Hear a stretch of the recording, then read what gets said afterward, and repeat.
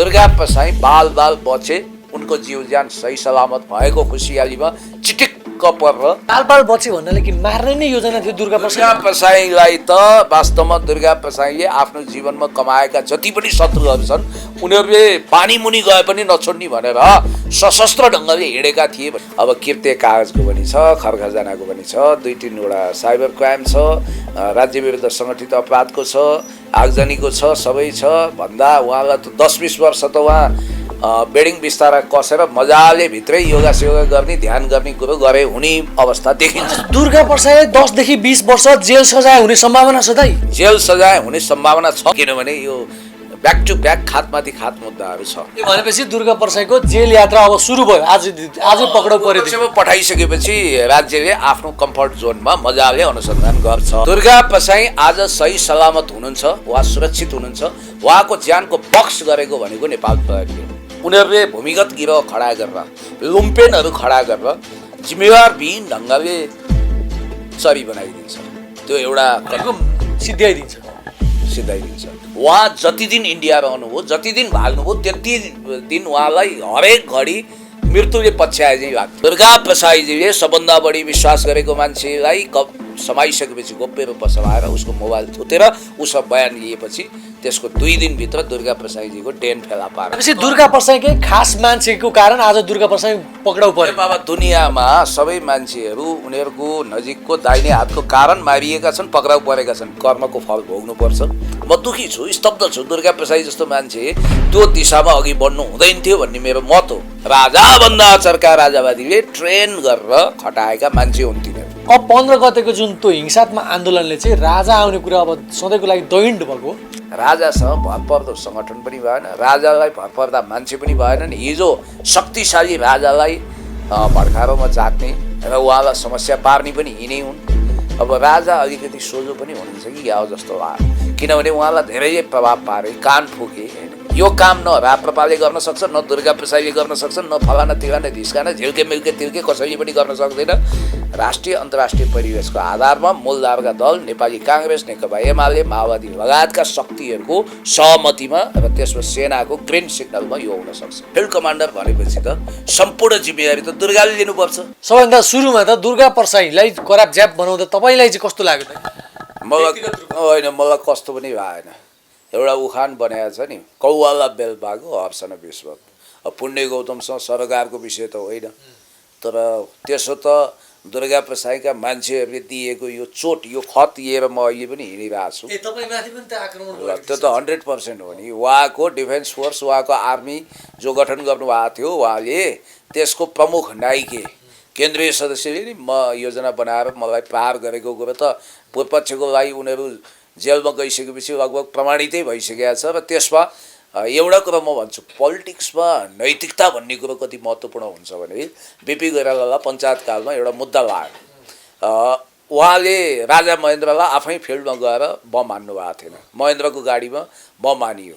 र उहाँले अदालतमा के भन्नुभयो भने, श्रीमान यो केसमा यद्यपि म भौतिक रूपमा संलग्न छैन र यस्तो आतङ्ककारी क्रियाकलापको म भर्त्सना गर्छु, निन्दा गर्छु, तर मेरा कार्यकर्ताहरू त्यहाँ छन्, त्यसको नैतिक जिम्मेवारी मैले लिन्छु भन्नुभयो। प्रचण्डले 5000 मान्छेको जिम्मेवारी लिन्छु भन्नुभयो कि भएन? त्यस कारणले गर्दाखेरि जिम्मेवारी भन्ने कुरो चाहिँ कति महत्त्वपूर्ण हुन्छ भने तपाईँले नैतिक जिम्मेवारी, मोरल अथोरिटी तपाईँमा भएन भने केही काम लाग्दैन। र अब जहाँसम्म धेरै लम्बेतान कुरा नगरिकन सिधा भन्नुपर्दा दुर्गा प्रसाई बाल बाल बचे, उनको जीव ज्यान सही सलामत भएको खुसियालीमा चिटिक्क परेर साउथ इन्डियन अब भिलेन भनौँ कि के भनौँ, बाल बचे भन्नाले कि मार्ने नै योजना थियो दुर्गा प्रसाद। दुर्गा प्रसाईलाई त वास्तवमा दुर्गा प्रसाईले आफ्नो जीवनमा कमाएका जति पनि शत्रुहरू छन् उनीहरूले पानी मुनि गए पनि नछोड्ने भनेर सशस्त्र ढङ्गले हिँडेका थिए भन्ने कुरो मैले बुझेँ। त्यही 15 गते दुर्गा प्रसाईलाई सिद्ध्याउने प्लानिङ थियो, त्यसै कारणले उनी त्यहाँबाट भागेका हुन्। त्यहाँ थिएन। त्यहाँ उनले आऊ आऊ आऊ भन्दै हतारिँदै हिँडेका हुन्। उनले प्रहरीको ब्यारिकेड पनि तोडे, झन्डै त्यहाँ प्रहरीहरू शहीद भए होइन। अब त्यहाँ ठुलो जोखिम थियो। वास्तवमा प्रहरीले संयमता नअप्नाएको भए त्यहाँ ठुलो जनधनको क्षति हुन्थ्यो। उनले त बङ्गलादेश मोडलमै संसदमा नै आगजनी गर्ने उद्देश्यका साथ हिंसा भड्काउन खोजेका थिए। यद्यपि दुर्गा प्रसाईको विषयमा म कहिल्यै पनि व्यक्तिगत रूपमा नकारात्मक छैन, उनलाई म निन्दा भर्सना गर्दिनँ र मेरो हातमा पनि छैन। र अहिले उनी राज्यको न्यायिक निकायमा पुगेका छन्, उनको विषयमा अनुसन्धान हुँदैछ। उनलाई 12 दिन म्याद थपेर उनको मुद्दाको विषय अब अगाडि बढ्यो। अन्त 15 गते जुन हिंसात्मक घटना भयो नि तिनकुनेमा, 2 जनाको त त्यहाँ हत्या भनौँ, त्यो हत्या भयो, करोडौँको धनजन क्षति भयो, घरमा आगो लाग्यो, यो सबैको जिम्मेवारी दुर्गा प्रसाईले लिनुपर्ने हो त। यस्तो हुन्छ राजनीतिमा, के हुन्छ भने देश खाएर शेष भएका हस्तीहरू बहुत चलाख हुन्छन्। पञ्चायत फटाएर आएका, पञ्चायतमा लगातार मन्त्री भएका, सूर्यबहादुर थापाका दाहिनी हात मानिएका महाचतुर नवराज सुवेदी, जसले राजा महेन्द्रलाई पट्याएर 27-28 वर्षमै महत्त्वपूर्ण मन्त्री भइसकेका थिए, त उनले के गरिदिए भने त्यहाँ हिंसात्मक घटना घट्ने आशंका उनलाई थियो होला र उनले फिल्ड कमान्डर भनेर कल्ला तोकिदिए दुर्गा प्रसाई। कमान्डर भइसकेपछि के हुन्छ भने तपाईँलाई मैले कमान्डर तोकिसकेपछि त्यहाँ जे घटना घट्छ, शान्तिपूर्ण होस् या रक्तपातपूर्ण, त्यो सम्पूर्ण जिम्मेवार तपाईँ हुनुहुन्छ क्या। फिल्ड कमान्डर भनेर दुर्गा प्रसाईलाई त घोषणा गरिएको छ। र इन्ट्रेस्टिङ कुरा के छ भने राजालाई उनले जुन दिन भेटे, म के भन्छु भने आज पनि राजाभन्दा चर्का राजावादी नि राजाको सबभन्दा ठुलो समस्या हुन्। म व्यक्तिगत रूपमा राजा ज्ञानेन्द्रलाई म अनर गर्छु, सम्मान गर्छु, तर राजा ज्ञानेन्द्रलाई विवादमा तानेर, राजालाई देखाएर भोट ब्याङ्क बढाउने, पैसा कमाउने, सत्तामा जाने, मोजमस्ती गर्ने पञ्चमण्डलीहरूको पुरानो क्लब राप्रपा पार्टी तपाईँले देखिरहनु भएको छ। अर्कोतिर राजाभन्दा चर्का राजावादी यो उग्र हिंसात्मक कुराकानी गरेर यो ढङ्गले गतिविधि घटाएर राजालाई अहिले वास्तवमा भन्ने भने राजाको पक्षमा अलिकति केही माहौल बन्न खोजेको पनि यिनीहरूले भार दिए। र महत्त्वपूर्ण कुरा म तपाईँलाई के भन्छु भने अब त्यसो त नवराज सुवेदी पनि पानीमाथिको ओभानो हुन त पाउँदैनन्, तर त्यो बिहान के भयो तपाईँलाई थाहा छ? जनआस्था न्युजले के लेख्छ त्यो कुरा चाहिँ महत्त्वपूर्ण हो। जनआस्था भनेको यति महत्त्वपूर्ण हो कि उसका सूचनाहरू अचुक हुन्छन् भन्ने विश्वास गरिन्छ। अघिल्लो दिन राजालाई भेटेर दुर्गा फर्किन्छन्, भोलिपल्ट राजाको ज्वाइँ गाडीभरि पैसा लिएर दुर्गाको घरमा भेट्न गएको न्युज आएको छ। यो मैले भने होइन, किशोर श्रेष्ठले सञ्चालन गर्ने जनआस्था न्युजमा आएको छ। अब हामी मड्काको स्वाद पनि लिन्छौँ, कुराकानी पनि गर्छौँ, यो क्याजुअल टक हो। ल मड्काको लागि धन्यवाद है भाइ, निकै मिठो बनाउनुहुन्छ भन्ने जय किसनबाट जीबाट तारिफ सुनेको छु। ओके, मिठो छ। अब सुन्नुहोस् है, अब कुरा के छ भने दुर्गा प्रसाई अति चतुर भन्नुहुन्छ नि तपाईँहरू, तर उनी होइन, सोझो होइन। बाठो लड्छ 10 बल्ड्याङ, लाटो लड्छ 2 बल्ड्याङ, बाठो लड्छ 10 बल्ड्याङ। अब नवराज सुवेदी कहाँ पञ्चायत फटाएर आएको मान्छे, त्यस्तो 3 हानेर 13 छिन्नी टाइपको महाचतुर मान्छेले के गरिदिए भने फिल्ड कमान्डर भनेपछि त सम्पूर्ण जिम्मेवारी त दुर्गाले लिनुपर्छ। त्यो कुरा उनले अलरेडी तय गरेका थिए। र दुर्गा प्रसाईजी त्यो दिन नभागेको भए के हुन्थ्यो? केही हुँदैन थियो, गिरफ्तार हुन्थे। तर उनको मोरालिटी चाहिँ मोरल ग्राउन्ड अहिलेभन्दा शक्तिशाली हुन्थ्यो क्या। तर दुर्गा प्रसाईले त्यो फरार हुँदै एउटा भिडियोमा भनेका छन्, मेरो ज्यान असुरक्षित भयो, मेरो कानैबाट गोली भयो, त्यही भएर म भागेको होइन, म आफ्नो ज्यान बचाएको पनि भनेका थिएँ क्या दाइ। नेपाल प्रहरीले सत्य सेवा सुरक्षणमको मन्त्र जप्टे देशभक्त बर्दिवाल नेपाल प्रहरीको आदरणीय आइजी साहब दीपक थापाज्यूलाई गएर एकचोटि भेट्नुहोस्। कस्तो व्यक्तित्व छ, कति शान्तिप्रिय हुनुहुन्छ, वा बुद्धवादी हुनुहुन्छ, तपाईँहरूले एकचोटि भेट्नुहोस्। होइन, उहाँको पनि यति बेला आलोचना भइरहेको छ। फेरि असुल ग्यास हामीले एक्सपायर भएको हानेको होइन भन्नुहुन्छ उहाँ पनि। होइन, यस्तो हो, त्यो वास्तवमा भन्ने भने स्टेजमा टियर ग्यास हानेको डिप फेक भनिदिनु, त्यो कमजोरी हो। होइन, त्यो डिप फेक त के प्रयोग गरेर भिडियो बनायो भने मैले तपाईँलाई भन्छु, पहिलो कुरो त्यहाँ दुर्गा प्रसाईहरूले कार्यक्रम नराखेको हो भने त्यहाँ 2 जनाको ज्यान जाँदैन थियो, अरबौँको जनधनको क्षति हुँदैन थियो, जडीबुटीमा आगो झोसिँदैन थियो, अनि त्यसपछि 3 कुनेमा घर जल्दैन थियो, भाटबट्टी लुटिँदैन थियो, कैयौँ मान्छे घाइते हुँदैन थियो। त्यसको कारण सम्पूर्ण रूपमा जनआन्दोलनको कथित समिति नै हो र त्यसको मुखिया भलै नवराज सुवेदी थिए, तर त्यसको फिल्डको प्रमुख लेफ्टिनेन्ट कमान्डर को थिए? दुर्गा प्रसाई। दुर्गाजीले त्यहाँ जुन ढङ्गको उत्तेजित वातावरण बनाउनु हो, राज्यले अन्याय गरे जस्तो मलाई लाग्दैन। जस्तो धवल शमशेर होस् या रविन्द्र मिश्र, उनीहरूले त्यहाँ हिंसा भड्काउनको लागि भड्काउपूर्ण अभिव्यक्ति पनि दिएको तपाईँले प्रष्ट बुझ्नुहुन्छ। र अर्को कुरो चाहिँ तपाईँलाई भनौँ सयौँ थुङ्गा फुलका हामी एउटै माला नेपाली सार्वभौम भई फैलिएको मेची महाकाली यो राष्ट्रिय गान गाउँदै गर्दा त्यहाँ अश्रु ग्यास पार भएको होइन त्यो डिप फेक हो भनेर प्रहरीले भनेको छ। म त त्यो दिन त्यहाँ छैन, मैले कसलाई विश्वास गर्ने? प्रहरी त्यो त होइन भन्ने कुरा त लगभग दुर्गा प्रसाई आज सही सलामत हुनुहुन्छ, उहाँ सुरक्षित हुनुहुन्छ, उहाँको ज्यानको बक्स गरेको भनेको नेपाल प्रहरी हो। म किन यो भनिरहेको छु भने भारतमा यस्तो गतिविधि गर्ने वा के गर्छ तपाईँलाई थाहा छ? भारत रसिया अन्य देशमा उनीहरूले भूमिगत गिरोह खडा गरेर लुम्पेनहरू खडा गरेर जिम्मेवारविहीन ढङ्गले चरी बनाइदिन्छ। त्यो एउटा सिद्धाइदिन्छ। नेपाल प्रहरीले यो सब गर्न वास्तवमा चाहेन, गर्दैन पनि। नेपाल प्रहरीलाई दुर्गा प्रसाईलाई सही सलामत अदालतमा हाजिर गराउनु थियो, उसले गरायो। र दुर्गा प्रसाईजी किन आज हाँस्नु भएको छ, मुस्कुराउनु भएको छ थाहा छ? उहाँ जति दिन इन्डिया रहनुभयो, जति दिन भाग्नुभयो, त्यति दिन उहाँलाई हरेक घडी मृत्युले पछ्याए चाहिँ लाग्थ्यो। कसले आएर सुरक्षित फिल गर्नुभयो हो यस। अब उहाँ फेरि एकदम तपाईँको एकदम विकल्प हुँदाहुँदै हृदय रूपान्तरण भएर आत्मरूपान्तरण भएर पछुताएर कठैबाट मेरो कारणले त्यहाँ मान्छेको ज्यान गयो, जनधनको क्षति भयो भनेर यस प्रकारले उहाँले आत्मसमर्पण गरेको होइन। प्रमुख तपाईँले के बुझ्नुपर्छ भने जब दुर्गा प्रसाईजी लापत्ता हुनुभयो, प्रहरीलाई अनुसन्धान गर्न नेपाल प्रहरीलाई एसियामै महारत छ, भारतको प्रहरीभन्दा काबिल मानिन्छ।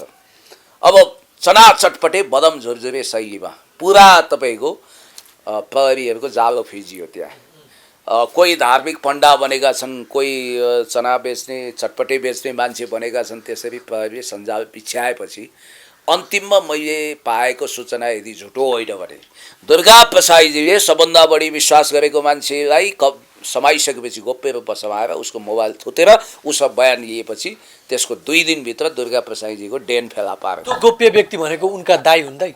होइन, म भन्दिनँ को। केही दिन अगाडि उनका दाइ पक्राउ परेको न्युज पनि आएको थियो। आई डोन्ट नो, गोप्य व्यक्ति मात्र। अलिकति नामै नभने पनि अलिकति इङ्कित त गर्नु सक्नुहुन्छ। म दुर्गा प्रसाई र ज्ञानेन्द्र साईजी जस्तो हो र फ्याट्टै जे पनि बोलिदिइहाल्ने। मैले त आचरणमा बस्नुपर्छ, अनुशासनमा बस्नुपर्छ, विधि नियम पालन गर्नुपर्छ। मैले पाएको सूचना झुटो हुनु पनि त सक्छ। भनेपछि दुर्गा प्रसाईकै खास मान्छेको कारण आज दुर्गा प्रसाई पक्राउ पर्यो। बाबा दुनियाँमा सबै मान्छेहरू उनीहरूको नजिकको दाहिने हातको कारण मारिएका छन्, पक्राउ परेका छन्। बिन लादेन कसले गर्दा मारिए थाहा छ? एबोटाबादमा किन मारिए? उनको नजिकको मान्छेको कारण मारिए। र यहाँ पनि कुरा त्यही हो। र दुर्गा प्रसाईको निकट मान्छेले दिएको सूचना अनुसार यिनी पहिला उत्तर प्रदेश पुगे, त्यहाँबाट भाग्दै भाग्दै यिनी उत्तर प्रदेशमा असुरक्षित भए। यिनले मोदीसँग मेरो सम्बन्ध छ, योगीसँग आदि इत्यादि भन्छन् नि, त्यो केही पनि होइन रहेछ बिचरा। त्यहाँ पोलिटिकल एक्जाइल उनलाई दिन मानेन भारत सरकारले। यो भलै उनले यो देश चलाउन सकिँदैन भने भारतलाई जिम्मा लगाइदियो, स्टेट बनाउँछ भन्ने घातक अभिव्यक्ति दिए पनि भारतले उनलाई विश्वास गरेको देखिँदैन। नम्बर 1। त्यसपछि उनी फिल्मी शैलीमा लुक्दै भाग्दै नौतनुवा हुँदै गोरखपुरबाट बिहार हुँदै उनी उताको बाटोबाट उनी आसाम पुग्छन्। आसाम पुगिसकेपछि नेपाल प्रहरी उनको अन्तिम सेल्टरमा लगभग पुगिसकेपछि उनले अब म सरेन्डर गर्छु, म नेपालभित्रै छु, मलाई कहीँ खोज्नु पर्दैन, म यहीँ छु भनेर झुट बोलिरहे नि त। उनी भने कस्ता मान्छे हुनु भने नगरकोट हान्ने कुरा गरेर थानकोटमा नाच्ने मान्छे हुन् क्या उनी। त्यसकारण एक त उनले मैदान छाड्नै हुँदैन थियो। म कहीँ भाग्दिनँ भने मान्छे लापत्ता बेपत्ता सुइकुच्चा हुनुभयो। मा कसम भाग्दिनँ भने मान्छे आमालाई नै झुटो कसम खुवाउनु हो उहाँले होइन। आमाको के अभिगत होला, कस्तो छोरो जन्माइछु, वचनै पछि मेरो नाममा कसम खान्छ भन्ने आमालाई लागेको होला। मलाई यति भन्नु छ कि दुर्गा प्रसाईजी इट्स टु मच। तपाईँले जे गर्नुभयो, तपाईँले अमृत रोपेको भए अमृतको फल पाउनुहुन्थ्यो क्या। अब उहाँले के गरिदिनु हो भने अन्तिममा आएर उहाँलाई यो लाग्यो कि अब म बस्नेवाला छैन, मलाई समाउँछन् भन्ने लागेपछि अझ उहाँलाई त्रास चाहिँ के थियो भने नन स्टेट क्राइम गर्ने, नन स्टेट अर्ग्यानहरूले उहाँलाई गोलीको शिकार बनाइदिन्छन् कि अथवा हिंसा गर्छन् कि भन्ने भइसकेपछि दुर्गा प्रसाईलाई गोली नै सम्म हान्नेसम्मको योजना थियो। नन स्टेट चिनाउनु भएको थियो, कखलाई के गर्नु भएको थियो, त्यो मान्छे त आग बबोला थियो होला। तपाईँलाई एउटा कुरा थाहा छ, कुनै पनि जनताको सुरक्षा दिने काम त फेरि राज्यको पनि त हो। वालाहरू अन्तिम केही लागेन भने पुलिस कहाँ सरेन्डर गर्न आउँछन्। छोटा राजनले पनि त्यही गरे हो, राकेश श्रीवास्तवले पनि त्यही गरे हो, बब्लु श्रीवास्तवले पनि त्यही गरे हो। त्यही भएर छोटा सकिलले पनि त्यही गरे हो। तपाईँलाई एउटा कुरा के भन्छु भने अपराधीहरूको अन्तिम गन्तव्य भनेको सेन्ट्रल जेल हो, उनीहरूको ठेगाना अन्तिम त्यही हो। र म यति भन्छु, क्राइम र पोलिटिक्स अब एकसाथ जान सक्दैन। या त तपाईँ क्रिमिनल हुनु पर्यो या पोलिटिकल हुनु पर्यो। अब यो अन्त्य गर्नुपर्छ, भ्रष्टाचार र पोलिटिक्स। 15 गतेको त्यो जुन कार्यक्रम थियो त्यो त राजनीतिक कार्यक्रमै होइन र दाइ। राजनीतिक आवरणको हिंसात्मक कृत्य ताण्डव हो, त्यसलाई म आन्दोलनै भन्दिनँ। मैले एउटा कुरा बुझ्न नसकेको नि दाइ, त्यो जस्तै राजावादीहरूले त्यहाँ अराजक गतिविधि गरे भनेर सरकारले भनिरहेको छ, राजावादीहरू भन्छन् त्यहाँ घुसपेट भयो, हाम्रा मान्छेले गरेका होइनन् भन्छन्। अनि यो सबै गर्नलाई छानबिन समिति बनाउन सरकारले किन मानिरहेको छ नि दाइ? तिनीहरू तपाईँले कसरी राजावादी भन्नुभयो? तिनीहरू राजाले विश्वासै गरेका छैन। राजाभन्दा चर्का राजावादीको कारण आज देशमा सबभन्दा बढी चिन्तित हैरान परेशान कोही छ भने राजा ज्ञानेन्द्र। यो सूचना मलाई प्राप्त छ। होइन, त्यो त 15 गतेको माहौलले अलिअलि राजावादीको माहौल बन्दै त्यो पनि भाँडियो, यो कुरा त सत्य पनि हो। सुन्नु न, अब क्रियाकलाप त्यस्तो गरेपछि के हुन्छ? मेरो छानबिन समितिको कुरा किन बनाउन सरकार अस्वीकार गर्छ? छानबिन समिति भनेको राज्यले बनाउने कुरा आफ्नो ठाउँमा छँदैछ। पोखरामा बेलुन पड्किँदा 3 घन्टामा छानबिन समिति बनाउने सरकार 2जना मान्छे मारिदाको घटनालाई छानबिन गर्न किन तयार हुँदैन भनेर प्रश्न उठाइरहेको छ। अदालतमा ट्रस्ट नगर्ने। अब जो त्यो घटनामा मुछिएका छन् उनीहरूलाई कोर्टको ट्रायलमा लगिँदैछ। अदालतमा तपाईँले विश्वास गर्नुहोस्। अनि पार्लियामेन्ट्री कमिटी बाहिर, अदालत बाहिर बसेका कमिटीहरूले दिएको प्रतिवेदनलाई अदालतले मान्छ भन्ने छ र? मान्दैन नि त। त्यस कारणले गर्दाखेरि हामीले जुडिसियरी प्रोसेसमा विश्वास गर्नुपर्छ। आज रवि लामिछानेले त्यसमा विश्वास गरेर भलै डिनाइ गर्नुभयो, तर कोर्टमा त जानुभयो नि त। उहाँ कोर्टको आदेशअनुसार, हाइकोर्टको आदेशअनुसार पूर्वपक्षको लागि जेलमा जानुभएको छ। कारागार चलान हुनु भनेको अपराधी प्रमाणित भइहाल्नु होइन। अहिले दुर्गा प्रसाई पनि अपराधी भइसकेका छैनन्। कुरा कति हो भने अभियुक्त भए। अब आजदेखि उनका मुद्दाको छानबिन प्रक्रिया जे गर्छ अदालतले गर्छ होइन। दुर्गा प्रसाईको भविष्य यस, एब्सोल्युटली करेक्ट हो। दुर्गा प्रसाई एउटा फिल्मी स्टाइलका मान्छे हुन्। सुरुमा यिनी तेह्रथुमबाट खाउको समस्या बिहोर्दै अठराईबाट झरेका मान्छे। अब म भन्दैछु उनी अब रङ्गीन मिजाजका थिए, के थिए होइन। मैले थाहा पाएसम्म उनले झिरझिर गर्ने वेल्डिङ मेसिनको पनि काम गरे। त्यति मात्रै हो। भैँसी पालेको कुरा उनले भनेका छन्। वैदेशिक रोजगारमा गए, के गरे। म गुन्डाहरूको पनि गुन्डा हुँ, डनहरूको पनि डन हुँ, डन आ डन जा फलाना भन शैलीमा पनि उनी हिँड्छन् होइन, राइट। अनि त्यसपछि यिनी अचानक रातारात धनी हुन्छन् र ब्याङ्कको लोन यति धेरै छ यिनलाई। वास्तवमा भन्ने हो भने अब यिनको केसकै विषयमा कुरा गरौँ। होइन, अब तपाईँ त म प्रश्न पनि सोध्न लागिरहेको थिएँ। तपाईँ त कानुनको जानकार पनि हुन्छ। दुर्गा प्रसाईलाई अहिले के मुद्दा लागेको छ? अनि अब दुर्गा प्रसाईको भविष्य के हुन्छ? कहिलेसम्म उनी बाहिर आउँछन् त दाइ? मुद्दाहरू के छ त्यहाँदेखि? सम्भवतः उनको सम्पत्ति शुद्धिकरणको मुद्दा बिउतिन्छ। उनको अहिले अकुत सम्पत्तिको स्रोत राज्यले खोज्छ, नम्बर 1। नम्बर 2, उनको खर्खजानाको पुरानो मुद्दा छ। यो मैले तटस्थ भएर भने है, सूचना मात्रै दिएको। यसमा म के राज्य पक्ष होइन, केही होइन। म तपाईँ जस्तै मान्छे हुँ। मैले प्राप्त गरेको सूचनाको खजाना भनेको त्यो जुन हतियार अदालतमा बरामद भएको थियो त्यही कुरा है। अदालतमा बिना अनुमति कोर्टको ट्रायल भइरहेको बेला राज्यका प्रहरीहरूले पनि सोच विचारी ढङ्गले लानुपर्नेमा निजी सुरक्षा गार्डले हतियार छिराउन पाइँदैन। त्यो लाइसेन्सको होस् कि जे होस्, त्यो विषय मुद्दाको विषय बनाएको छ। तेस्रो मुद्दा भनेको उनलाई साइबर क्राइमको छ। साइबर क्राइमका ब्याक टु ब्याक 3-4वटा मुद्दा छन्।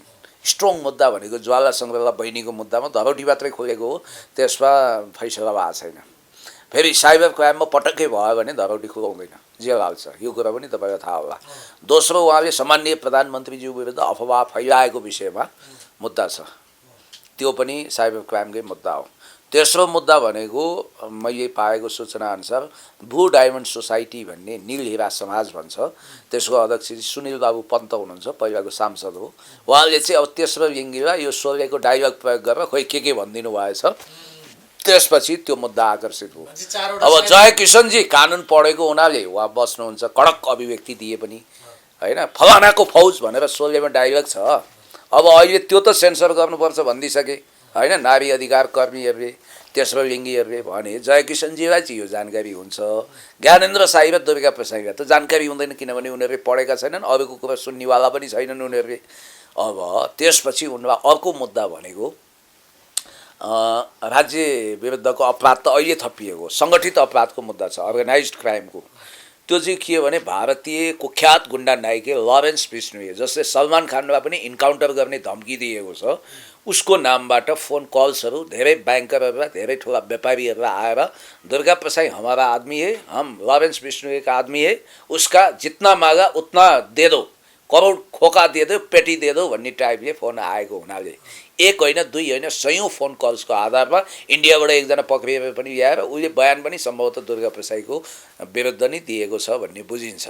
आफू बच्नको लागि हो या यथार्थ हो के मलाई थाहा छैन। अनि अर्को मुद्दा उहाँको के छ भने त्यतिखेर सरकारी कागज किर्ते गरेको हो, कम्बोडियावालामा त्यो जो खोस्टो फ्याँकेको थियो त्यो कुनै कागजै होइन, त्यसलाई किर्ते गरेको मुद्दा पनि छ। त्यसपछि अहिले थपिएको भनेको राज्य विरुद्धको अपराध, यो त रविन्द्र मिश्रलाई पनि छ, र त्यसपछि अब त्यहाँ भएका आगजनी लुटपाटको मुद्दा, यो दुईटा त स्वत भइहाल्यो। त्यो बाहेक उहाँलाई ज्यानमारा केस, ज्यान मार्ने उद्योग, त्यो ज्यान मारा भनेर ठ्याक्कै भन्ने होइन, त्यो ज्यान मार्ने केसको ठ्याक्कै आधी सजाय हुन्छ। जस्तो 20 वर्ष सजाय यदि ज्यान मारालाई छ भने ज्यान मार्ने उद्योग गर्नेलाई 10 वर्ष हुन्छ। हो त्यो मुद्दाको आधारमा यसो हेर्दै ल्याउँदा अब किर्ते कागजको पनि छ, खरखजानाको पनि छ, 2-3वटा साइबर क्राइम छ, राज्य विरुद्ध सङ्गठित अपराधको छ, आगजनीको छ, सबै छ भन्दा उहाँलाई त 10-20 वर्ष त उहाँ बेडिङ बिस्तारा कसेर मजाले भित्रै योगा सेवा गर्ने ध्यान गर्ने कुरो गरे हुने अवस्था देखिन्छ। दुर्गा प्रसाईलाई 10 देखि 20 वर्ष जेल सजाय हुने सम्भावना छ दाइ? बुझियो त्यस्तो अनि फेरि उनी त यस्तो कुरा करेक्ट गर्नुहोस्, करेक्सन गर्नुहोस्। जेल सजाय हुने सम्भावना छ भन्नुभयो, यो चाहिँ राम्रो प्रश्न हो, प्रश्न मिल्यो। किनभने सम्भावना छ भन्नु चाहिँ ग्यारेन्टी छ भन्दा अतिशयोक्ति भयो। अब अदालतले के गर्छ? मेरो विचारमा है, मेरो अनुमानमा उनलाई धरौटी खोल्दैन, उनलाई पूर्वपक्षमा पठाउँछ। किनभने यो ब्याक टु ब्याक खातमाथि खात मुद्दाहरू छ। भनेपछि दुर्गा प्रसाईको जेल यात्रा अब सुरु भयो, आजै पक्राउ पर्यो। पठाइसकेपछि राज्यले आफ्नो कम्फर्ट जोनमा मजाले अनुसन्धान गर्छ। सम्पत्ति शुद्धिकरणको होला, सङ्गठित अपराधको होला, राज्य विरुद्धको अपराध होला। अझ बिर्ता मोडमा गाडी जलेको छ र त्यहाँ भारतीय व्यक्ति नै मारिएका छन् एउटा ट्रकमा, अनि उहाँकै गाडीले पनि धक्कामुक्का दिएर एकजना मान्छेको मृत्यु भएको छ। यी यावत के छन्। अब यो के पनि हुन्छ भने ओह्रालो लागेको मृगलाई जसले पनि खेद्छ भने जस्तो दुर्गा प्रसाई विरुद्ध अब ब्याक टु ब्याक उजुरी दिनेहरू पनि बढ्न सक्छन्। तर यति कुरो चाहिँ तपाईँ ख्याल गर्नुहोस्, दुर्गा प्रसाईजी तपाईँले आस्था मात्रै राखेको र शान्तिपूर्ण अगाडि बढेको हो भने त यो सब आपद विपद आउँदैन थियो। तिग्रा के अरे सबलाई गोली हान्नुपर्छ, सिद्धाउनुपर्छ, यो गर्नुपर्छ, ऊ गर्नुपर्छ भनेर तपाईँले हिंसा र एउटा भड्कापूर्ण अभिव्यक्ति दिएको र हिंसात्मक क्रियाकलाप तपाईँ सामेल हुनुभयो होइन। त्यस कारणले गर्दाखेरि कर्मको फल भोग्नुपर्छ। म दुखी छु, स्तब्ध छु। दुर्गा प्रसाई जस्तो मान्छे त्यो दिशामा अघि बढ्नु हुँदैन थियो भन्ने मेरो मत हो र उहाँलाई मौका पनि दलहरूले दिएका हुन्। उहाँ एकदम दयावन्त भएर स्वच्छ भएर एकदम राम्रो भएर अगाडि आएको पात्र पनि होइन, प्रतिक्रियात्मक हिसाबले अगाडि आएको। अब यहाँ त तपाईँले मलाई भन्नु छ, अब डिलिराम खनालले एकजना सांसदलाई तपाईँ ठुला कुरा नगर्नुहोस्, तपाईँले एसएलसी र प्लस 2 गरेको भने डकुमेन्ट देखाइदिनुहोस् भनेर भनिरहनु भएको छ। अब कल्ला भने तपाईँ होइन। अब अहिले एउटा पुरानो भिडियो पनि कुदिरहेछ, त्यहाँ ककलले उहाँलाई सोधेको रहेछ, त्यसको जवाफ उहाँले दिनुभएको छैन। अनि त्यसपछि उहाँले अस्ति गएर माओवादीले जडीबुटीमा आगो जोसेको भन्नुभयो। म पहिला माओवादी जनयुद्धमा थिएँ, तर मैले त भँगेरो कुखुरो पनि मारेको छैन होइन। त्यसप्रति मेरो पोलिटिकल लगाव मात्रै थियो। तपाईँलाई एउटा कुरा भनिहालौँ, त्यो दिन प्रचण्डजीहरू यहाँ आमसभामा व्यस्त हुनुहुन्थ्यो। अफवाह पनि फैलाउने, त्यति फैलाउने घृणित अफवाह होइन, त्यहाँ माओवादीले झोसेको हुँदै होइन। तर प्रचण्डजीले भिरकुटी मण्डपमा जुन भाषण गर्नुभयो नि, त्यहाँ के भन्नुभयो भने तिनकुनेमा राजावादीहरूले अराजकता हिंसा गरिसके, यो गरिसके भनेर त्यहाँ भनिराख्नु भएको थियो। त्यो कसरी थाहा भयो उहाँलाई? किन थाहा हुँदैन? मलाई नै थाहा थियो, प्रचण्डजीलाई थाहा हुँदैन? फोन आउँदैन? हिंसा भइसकेको थियो, प्रधानमन्त्री जस्तो भइसकेका मान्छे त्यो लेभलमा पुगेको थिएन नि त। प्रचण्डले जति बेला भाषण गरे त्यतिखेर मान्छेको हत्या पनि भएको थिएन, घरमा त्यो आगो पनि लागेको थिएन। होइन, गलत। प्रचण्डले बोल्ने बेलामा म त्यहीँ छु। प्रचण्डजीलाई जुन सूचना आयो मलाई पनि त्योभन्दा 1 मिनट अगाडि आइसकेको थियो। म नाम भन्दिनँ, एकजना युट्युबर मित्रलाई मैले फोन गरेको थिएँ, त्यहाँबाट आउनुहोस् न, एक ठाउँमा आउनु पऱ्यो, यहाँ तिनकुनेमा पुरै घरहरू जलिसक्यो, उता जडीबुटीमा आगो झोसिसकेछन्, यता ऊ डिपार्टमेन्टल स्टोर फुटाए, मान्छे पनि मरिसके जस्तो छ, तपाईँसँग भेट्नु पर्यो भनेर ती मित्रले मलाई फोन गरेको छ। झुटो कुरो बोल्नु हुँदैन, हेर्नु कहिले पनि झुटो बोल्ने र अफवाह फैलाउने काम गर्नु हुँदैन। प्रचण्डजीले इन्फर्मेसन मेरोभन्दा अगाडि प्राप्त गर्नुभयो र त्यहाँ भन्नुभयो। नम्बर 1। नम्बर 2, कोही मान्छे हिजो माओवादीमा हुनसक्छ, कोही मान्छे कुनै पार्टीमा हुनसक्छ, तर आज त्यो पार्टीको ऊ सदस्य छैन।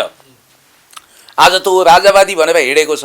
राजाभन्दा चर्का राजावादीले ट्रेन गरेर खटाएका मान्छे हुन् तिनीहरू। यहाँनिर समस्या के हो भने राजालाई स्वागत गर्न गएको जुन भिड थियो त्यसले एउटा शान्तिपूर्ण ढङ्गले सन्देश दिन खोजेको थियो। मैले त के भन्दै आएको छु भने नेपालमा विशिष्ट भू राजनीतिक कारणले रबर्टी कप्लानले भने जस्तो सिद्धान्तले राजनीति भू राजनीति जन्माउँदैन, भू राजनीतिले सिद्धान्त जन्माउँछ। जस्तो जर्मनीमा चान्सलर पद पनि छ, राष्ट्रपति पनि छ। चान्सलर भनेको हेड अफ द स्टेट हो, राष्ट्रपतिले पनि त्यहाँ राज्यका आधिकारिक कामहरू गर्नुहुन्छ। इरानमा सर्वोच्च धर्मगुरु आयतुल्लाह अली खुमैनीको स्ट्याटस राष्ट्रपतिभन्दा माथि छ। अनि बेलायतमा त त्यस्तो छैन। बेलायतमा मोनार्की छ, प्रधानमन्त्री हुनुहुन्छ। मोनार्की चाहिँ त्यहाँ सेरेमोनियल छ, संवैधानिक छ, कन्स्टिट्युसनल मोनार्की छ।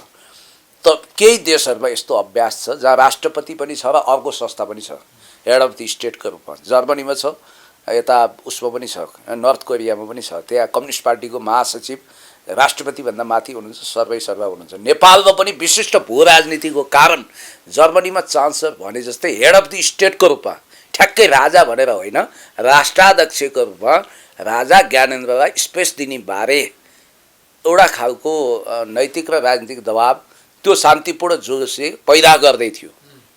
तपाईँलाई एउटा कुरा भन्नु, गान्धीले अङ्ग्रेज किन भगाउन सके थाहा छ? त्यो पिसफुल मोमेन्ट थियो। पिसफुल मोमेन्टको तागत त्यति हुन्छ क्या, जनता पिसफुल मोमेन्टसँग हुन्छ।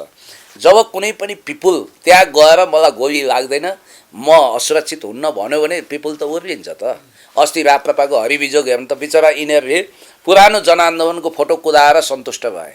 यो राप्रपाकोमा त भिडै थिएन भनेर त्यो त दुनियाँले देखेको चाहिँ कस्तो हो भने अलि छेलिया कुरा गरे जस्तो हुन्छ। उत्तेजनाले उन्मत्त भइरह भएको कुनै मान्छेले पोर्न साइट हेरेर स्खलित भए जस्तै हो क्या।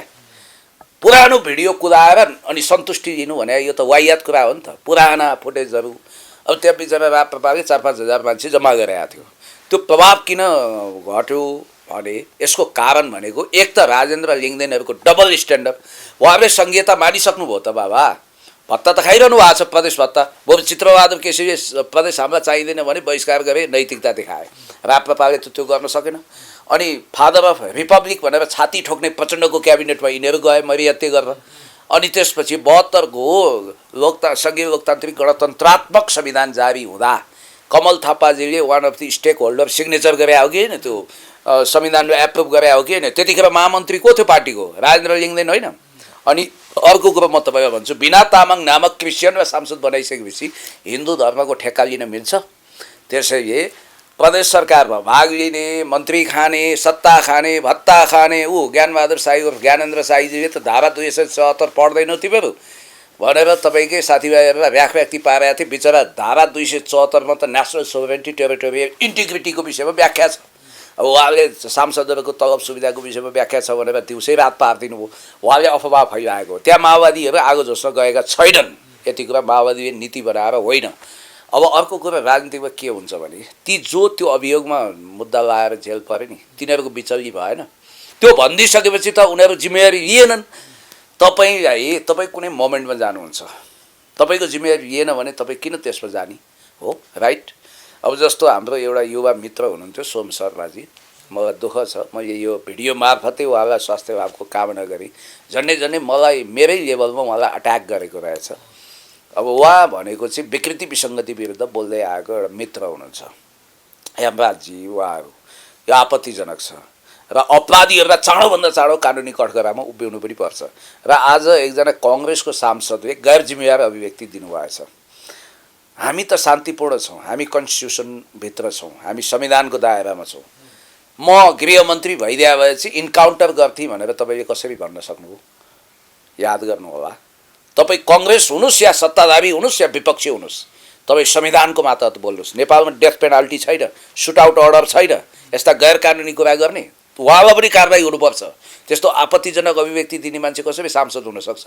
हुन त यहाँ आफू सांसद भएको कुरा थाहा नपाएर हामी जस्ता संसद भन्नेहरू पनि छन्। म तपाईँलाई यति भन्छु कि हेर्नुहोस्, यहाँ कतिपय सांसदहरू छन् जसको अकुत सम्पत्ति बढेको छ। हिजो फ्याङ्गो झोला लिएर प्रेसर कुकर बेच्दै हिँड्थे, आज 2-2वटा गाडी घरका मालिक भएका छन्। तिनको पनि सम्पत्ति शुद्धिकरण हुनसक्छ। तिनले 1.5 वर्ष अगाडि अविवाहित भएको झाँसा दिन्थे, विवाह गरेका रहेछन् आजभन्दा 10 वर्ष अगाडि। त्यो तथ्यहरू पनि आएको छ। त्यस कारणले गर्दाखेरि दिउँसै रात पार्नु हुँदैन। म यति भन्छु, हामीले अपराध र हिंसाको बाटो लिनु हुँदैन। र मैले अघि नै भने कि नेपालमा भू राजनीतिक कारणले हेड अफ द स्टेट अर्थात् राष्ट्राध्यक्षको रूपमा राजा ज्ञानेन्द्रको स्पेसबारे सोच्न थालिएको बेला नै राजा ज्ञानेन्द्रको लागि प्रतिकूल स्थिति हुने गरी हिंसाको दावानल तयार हो। अनि सुन्नुहोस्, मेरो पुटिनसँग पनि सम्बन्ध छ, सीसँग पनि छ, अनि त्यसपछि उता ट्रम्पसँग पनि छ भन्थे। मैले त अस्ति सजनको पोडकास्टमा गएर भन्ने सपनामा होला भन्ने होइन। अब कुरा के हुन्छ भने भारतसँग मेरो अन्योन्यासिक सम्बन्ध छ भन्ने दुर्गा प्रसादले त भाउ दिएन नि त। भारतले उनलाई जोगाए त, उनलाई पोलिटिकल एक्जाइल दिएको हो भने त उनलाई दिल्ली अथवा कहीँ लगेर सुरक्षित राख्थ्यो कि राख्दैन थियो। भारतीय सरकारले उनलाई बाल नदिएपछि उनी छटपट्टिँदै आत्मसमर्पण गरे। अब कुरा के हुन्छ भने मेरो एउटा अन्तिम क्वेसन पनि छ। जुन 15 राजाको जुन स्वागतमा एयरपोर्टमा त्यो भिड देखिएको थियो नि दाइ, त्यसपछि राजाको माहौल आयो, अब राजा आउन सक्छ नै भन्ने किसिमको चर्चा भइरहेको थियो। अब 15 गतेको जुन त्यो हिंसात्मक आन्दोलनले चाहिँ राजा आउने कुरा अब सधैँको लागि दैन्ड भएको। भिड राजनीतिको अन्तिम सत्य होइन। दुर्गेश थापाको कन्सर्टमा लाखौँ मान्छे गए। दुर्गेश थापाले कुन तन्त्र ल्याउन सक्छन्? यहाँ ज्योति मगरले कति मान्छे उफार्छिन्? भिड भनेको भिडको कुनै अनुहार हुँदैन र भिडको कुनै विश्वसनीयता हुँदैन। संसारमा परिवर्तनहरू भिडको आधारमा मात्रै भएको छैन। राजनीतिक वार्ता संवाद टेबलबाट पनि भएको छ। टेबलबाट लडिने युद्ध झन् खतरनाक हुन्छ, जुन मैदानबाट सकिँदैन। त्यस कारणले गर्दाखेरि नियत्था गोली बिना बारुद बिना लडिएको लडाइँले नै निष्कर्ष निकाल्छ। माओवादीले 10 वर्ष युद्ध लड्यो, अन्तिममा वार्ताबाटै उसले राजनीतिक सल्युसन पायो नि त। त्यस कारणले गर्दाखेरि म तपाईँलाई के भन्छु भने यो माहौल यिनीहरूले भाँड्छन्। अब राजा आउने कुरा चाहिँ दैन्ड भएको हो कि होइन, यति चाहिँ स्पष्ट बताइदिनु। जहाँसम्म लाग्छ एउटा कुरा के छ भने राजाभन्दा चर्का राजावादी जसको कुनै सामाजिक छवि छैन, व्यक्तित्व छैन होइन। उनीहरू हावादारी कुरा गर्छन्, वाहियात कुरा गरेर हिँड्छन्। उनीहरू छ नि, किन छैन? राजा आउनको लागि त हाम्रो संविधानले स्पष्ट रूपमा, संविधानले त चुनाव लड्ने 2-3 ल्याउने त्यस्तो भनेको छ। राजाले चुनाव लड्दैनन् भनेर फेरि यिनी राजावादी अनि राजा ल्याउँछु भन्ने लड्दैन नि त। राप्रपाले लडिरहेको छ हो। गरिब खालको चौथो पाँचौँ पार्टीमा ऊ टाक्सिएको छ। किन चाउरिस मरिस आफ्नै रागले भन्ने नियति भोग्दैछ। अब लिङ्गदेनमा जिताइदिनुपर्छ एमाले, ज्ञानेन्द्र साहबलाई भोट हालिदिनुपर्छ आन्तरिक रूपमा काङ्ग्रेस एमाले माओवादीले, अनि मात्रै जित्न सक्ने भए।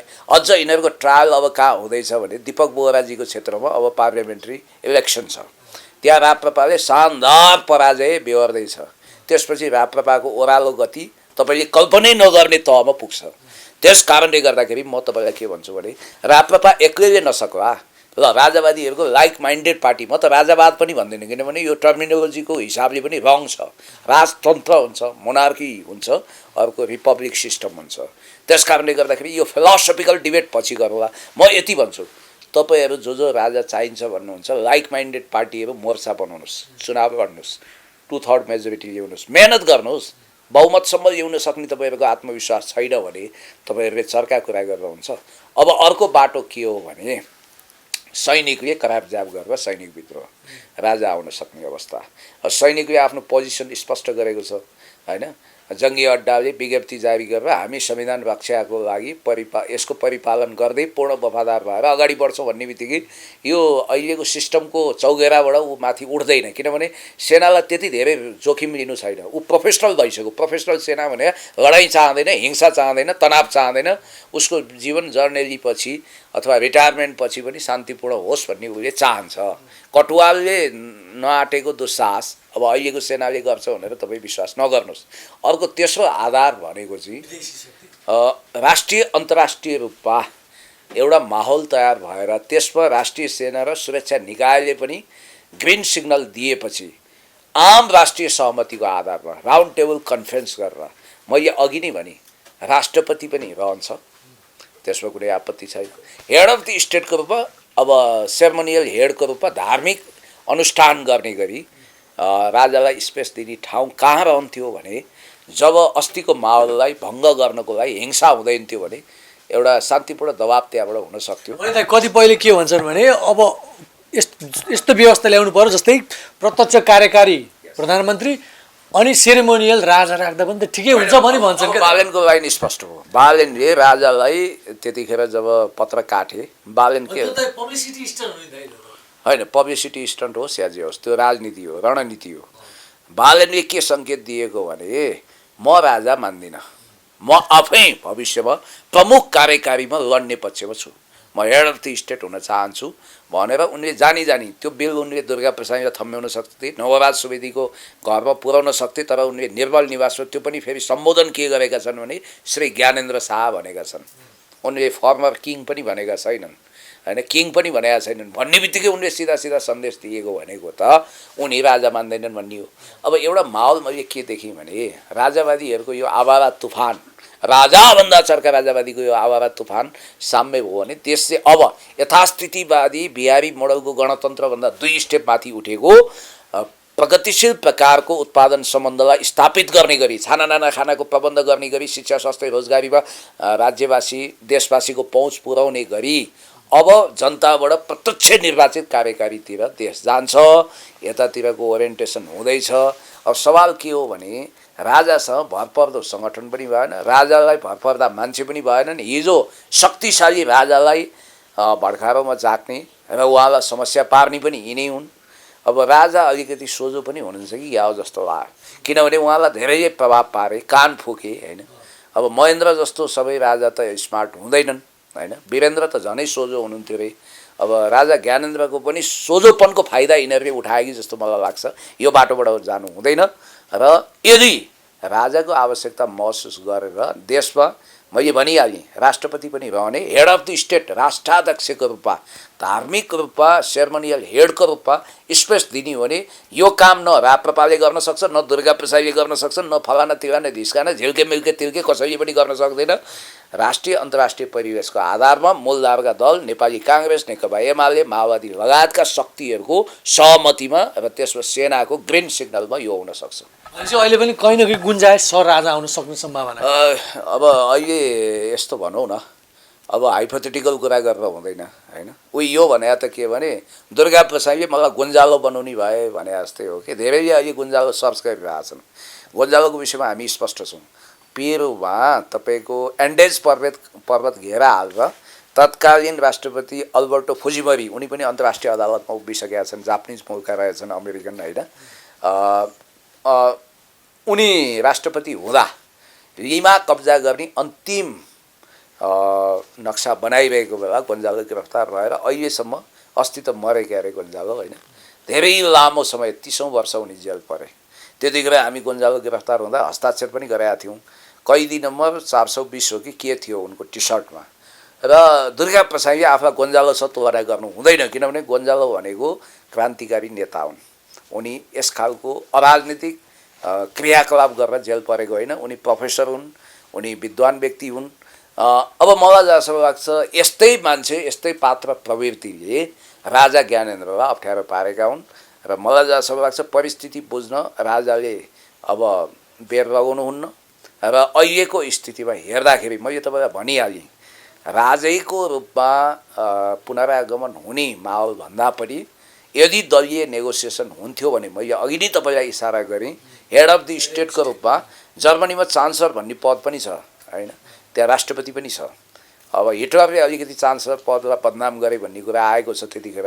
हो, त्यसरी नयाँ तरिकाले जाने कुरो इतिहासको एउटा विलक्षण क्षणमा हुनसक्छ। जस्तो कम्बोडियामा पनि कम्युनिस्ट पार्टीले त्यहाँ नरदम सिमानुकोलाई मौका दियो।